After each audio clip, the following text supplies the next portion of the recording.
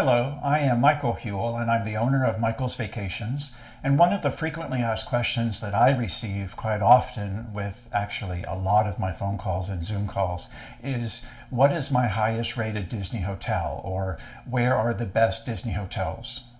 And I have some definite thoughts about that.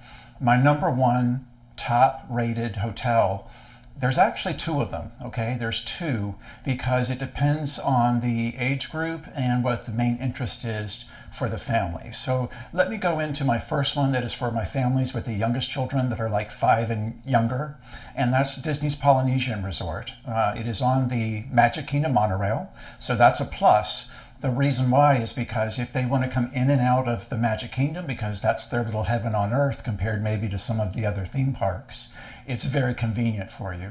It's also that quintessential Disney experience of being on the monorail and riding it around the Seven Seas Lagoon. That's the large lake that's in front of the Magic Kingdom.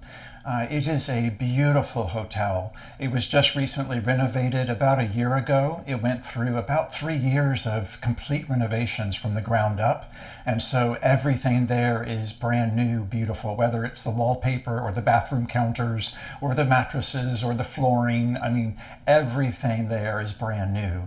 They left their beautiful grounds. It took years for them to grow in. But other than that, it was a complete renovation. So that's a plus. The other reason why I like it is because it succeeds at being what it's trying to be, and that is an exotic Polynesian family resort.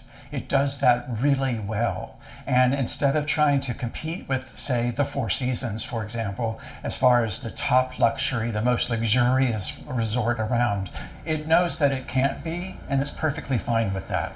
I am speaking for the hotel, but that's how I see it. So they have an amazing pool. The kids love it. It has a slide. They slide out of a very large volcano. It has a zero entry pool. It has the building satellites, which I will bring up with my second recommendation later, but you check in at the main building and then you have satellite buildings away from it, and you'll be assigned to one of those satellite buildings. It's just, I have a soft spot for it because it's where my family always stayed at when I was growing up. The other reason too is the dining mecca, okay?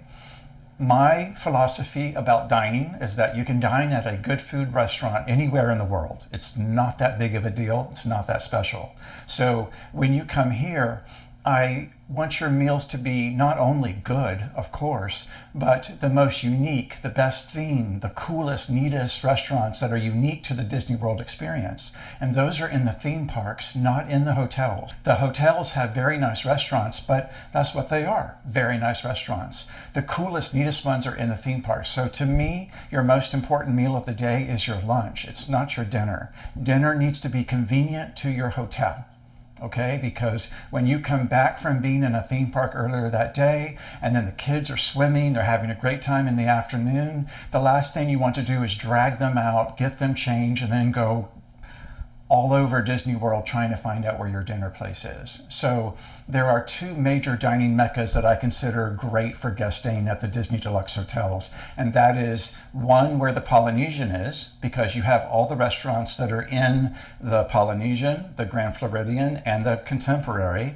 And we might as well even count the Magic Kingdom, because if you have a pass that day and you don't have a park hopper and you just want to go in for the rest of the day, or maybe to see the fireworks or to have a nice dinner there, it's right there for you also. So that's one very large dining mecca with lots of restaurants. The other one is my second recommended hotel, and that's for my kids who are a little bit older. It's Disney's Beach Club Resort, because it has the #1 pool on property. It is unbelievable. It has a sand bottom, which I've never seen anywhere else. There's a lazy river around it with pretty strong currents. It has a 4-story high slide that goes over the entire walkway and ends up at the pool. So for my sliders, great pool. Everybody's happy there. The other reason too, though, is because it is behind Epcot. They have their own private entrance into Epcot between England and France back in the World Showcase. And so I love being able to enter Epcot from the back. It's so much easier and less crowded than being with the thousands of people that are at the front. So to me, that's a major perk of the Beach Club, is your access to Epcot. And also Hollywood Studios is only about a 3 or 4 minute Uber ride away. You can walk there, it's just a really long walk that I don't recommend. So if you're gonna go to Hollywood Studios, I love that literally it's a 5-minute ride, or you can just walk right into Epcot. So 2 out of Disney's 4 theme parks are right there at your doorstep. The other reason why it's 2 is it is, once again, it does succeed at what it's trying to be. To me, it looks like a Cape Cod cottage sort of feel. It's that beachy feel, of course, that's where the name comes from. But it's trying to be casually elegant, and I think it passes that test really well. That is how I would actually describe it. The rooms are a bit smaller than you might see at the Four Seasons. That's true for the Polynesian also, so just be aware of that. But hey, I'm just putting this out there. The price of the Four Seasons rooms, even their most basic, is literally twice the price of Disney's most expensive regular rooms at their deluxe hotels. So you're spending less money, and yet you're receiving a beautiful hotel. One of the things that I say to my guests is, hey, you were just about to spend X amount of dollars over at the Four Seasons.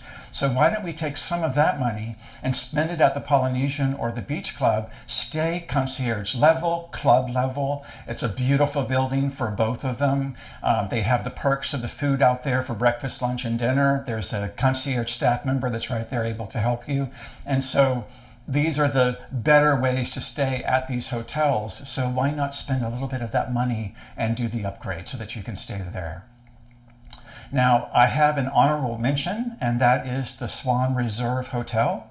It is owned and operated by Marriott. It's a fairly new hotel. It's only been open for about 3 years now. It's a tower. And so the reason why I prefer a tower, kind of like the Four Seasons Tower, is you never have to walk very far. You're just going up and down elevators versus some of these very large resorts that Disney has where you walk and walk and walk to get to your hotel room. So that's a factor. It's also, they have dynamic pricing. Disney's prices vary by the time of the year, but whatever they publish for the year, that's what those rates are. They don't really change from once Disney releases them. What I have observed with the Marriott hotels is that they're definitely dynamic based on how crowded the parks are or how much they are selling out. And so I have seen rooms there go for $200 or $300, and then I've seen them go for $800 or $900. It just depends. But they have beautiful floor-to-ceiling windows overlooking Epcot and the large lake that is behind there with the boardwalk. Beautiful views. I love that. Every day that you wake up, you're looking out and you're in the middle of it all. And then the other advantage is, along with the Swan Reserve and the Beach Club, they're on the same lake that's behind Epcot. That's another major dining mecca, because you have restaurants at the Beach Club, its twin sister that is next door, the Yacht Club, the Swan, the Dolphin, the Swan Reserve, and Disney's Boardwalk. All of those have restaurants, so you can just easily walk out, go grab dinner, and be back in your hotel room, and it's not a big deal. It's not this big, drawn-out deal to go have dinner. That's what I don't want for you. Okay, so those are my highest rated ones. You'll notice I didn't mention the Grand Floridian Hotel, even though that's Disney's finest hotel. I have the air quotes there because the price is the same as the Polynesian or the Beach Club, Yacht Club, the Contemporary. They're all within $30, $40, $50, $60 of each other, so it's really not about that. The rooms at the Grand Floridian are a little bit bigger than some of the other hotels, but I do mean a little bit square footage. So it's not about that. My problem with it is that it's trying to be, I feel, a 5-star hotel and fails miserably, because it's not.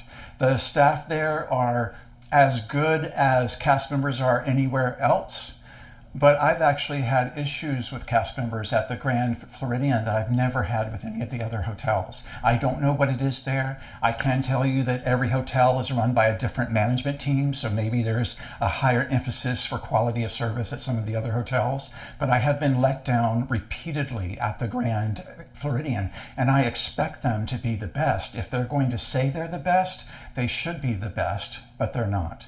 The other issue too is as I'm filming this, they're going through a complete renovation, kind of like the Polynesian did, everything from the ground up. And hey, it's going to be beautiful. I've already seen their new rooms and suites. They really are pretty. So I think after the renovations are complete and the grounds are there and everything's back to being beautiful and pretty and everything, then I will go back and I can take another look at it. But that's my feedback on the Grand Floridian, is that it's not as grand as it really should be. Okay, so I only mentioned just those few hotels. There's quite a few that Disney has, and I can go over those with you. It might be better. And also too, if you're contacting me during a busy time of the year and you're not giving too much notice, we might just have to go through and see which hotels have availability and then base it on the best choices that are there. And I can certainly help you with that as well. Okay, so that's my thoughts on the Deluxe Disney hotels. They can be very, very nice, super convenient. They come with the perks of being able to go into the rides 30 minutes before the outside guests do. And then most importantly, as I shared with my Four Seasons video, they have access to the individual lightning lane. If you don't know what that is, it's super important. It makes a major difference with your day. And I already explained it in detail for the Four Seasons video from the frequently asked questions. So please have a look there and you'll understand completely why it's such a vital part of your vacation. Once again, the individual lightning lane. Okay, this video is long enough. I hope it was very helpful for you, and I hope that you'll just reach out to me. Schedule a consultation. I'm happy to help you with anything out there. I love helping guests. Okay, thanks and have a great day.